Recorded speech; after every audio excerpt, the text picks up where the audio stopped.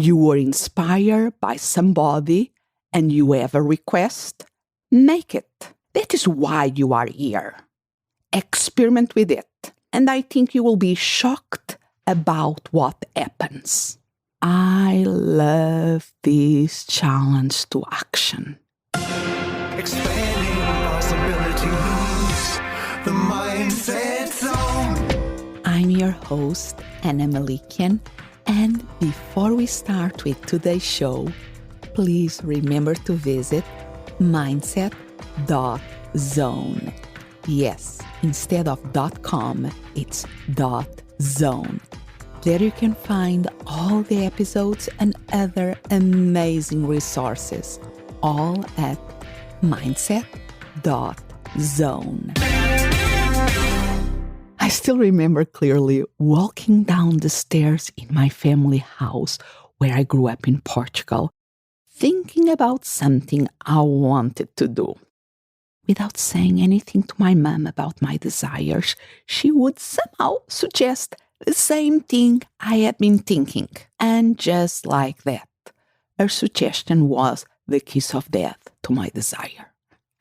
Maybe this is typical teenage resistance. Annoying as it must have been to my mother, perhaps my resistance was good. A sign I wanted to create my own way and identity. Fast forward to the present time, now in my late 40s. I still sometimes get the knee-jerk reaction of resisting things that are good for me.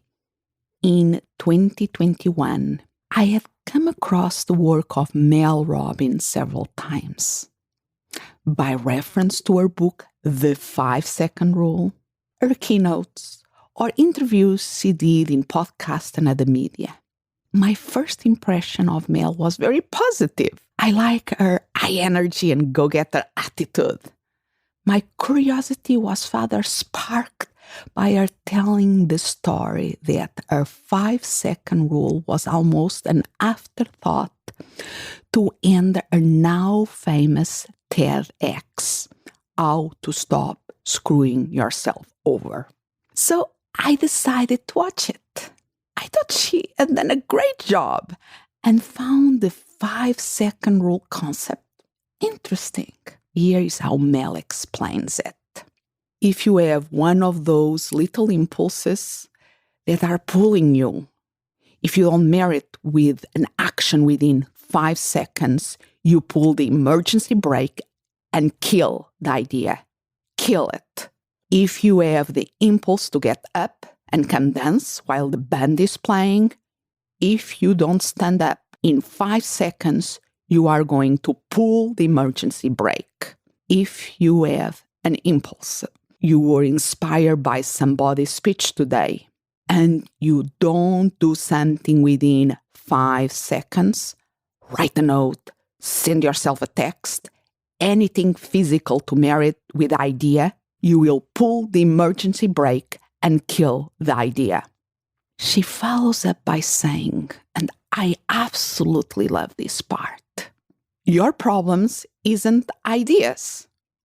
Your problem is you don't act on them. You kill them. It's not my fault. It's not anybody's fault. You are doing it to yourself. Stop it. Then she goes on to challenge the audience. I want you to practice the 5-second rule.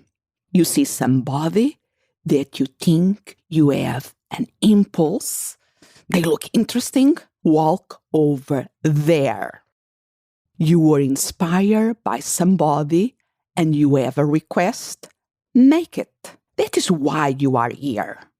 Experiment with it, and I think you will be shocked about what happens.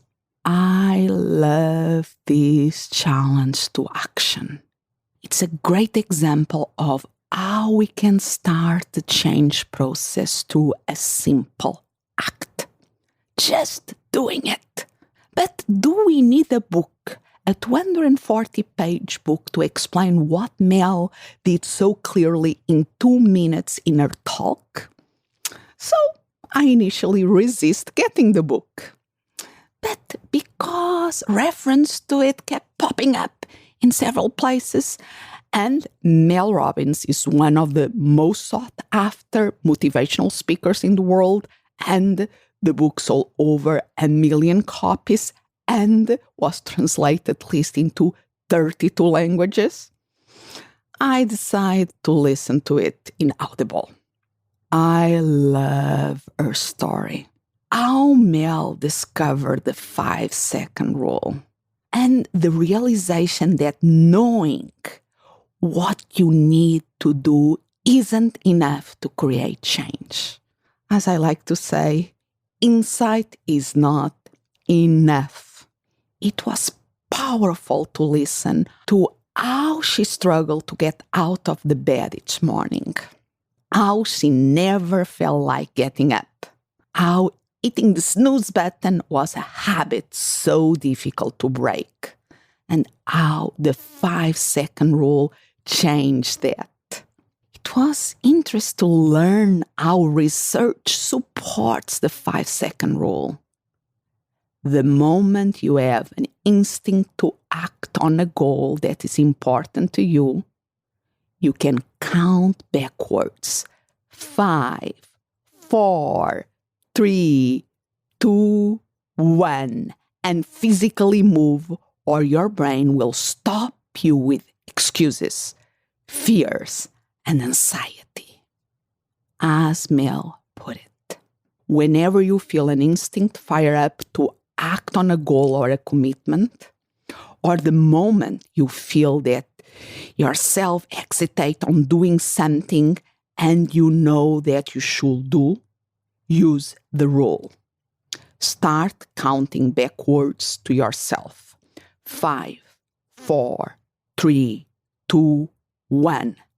The counting will help you focus on the goal or commitment and distracts you from the hurries, thoughts, and fears in your mind.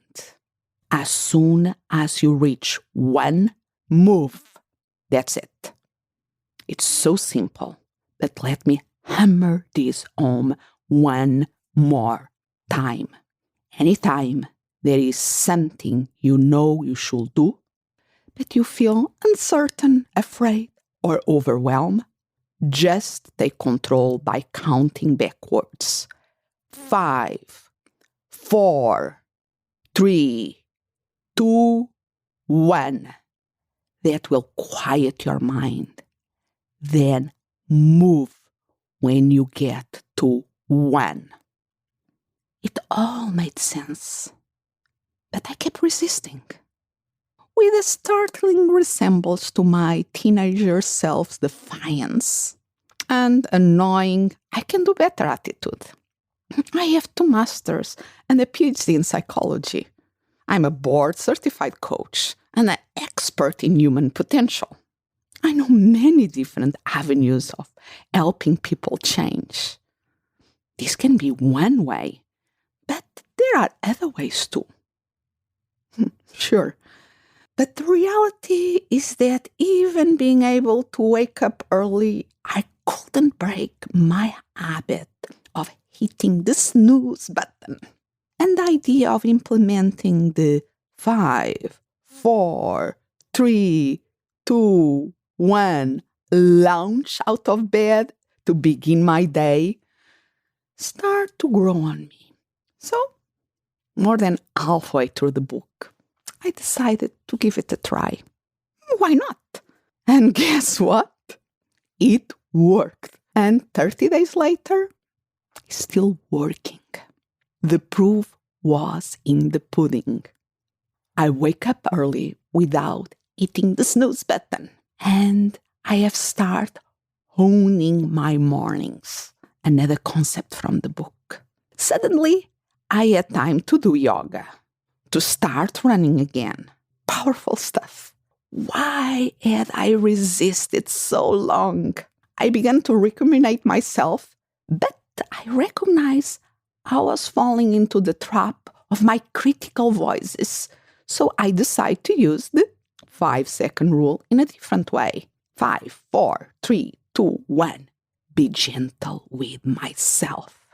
I'm now embracing the 5-second rule to help me stop and start all kind of things. That's what counts.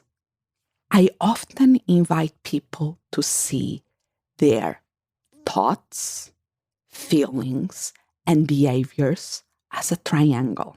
Instead of seeing them in a linear, unidirectional way, imagine a triangle with one of the sides representing your thoughts or mindsets, another your feelings or emotions, and the other side our actions or behaviors. If a triangle loses one of its sides, it ceases to exist. The same thing is true of the change you want to create in your life. Change happens when you think, feel, and act into being. And you can start the same change process by entering any of these three sides in any order at any time. And shifting one side will change the other sides too, conscious or unconscious.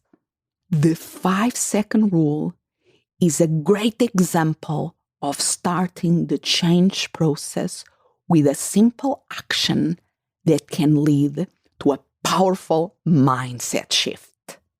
And we can expand a lot of possibilities this way. As Mel Robbins says it, just do it. It's a concept. It's what you need to do. The 5-second rule is a tool. It's how you make yourself doing it. End quote.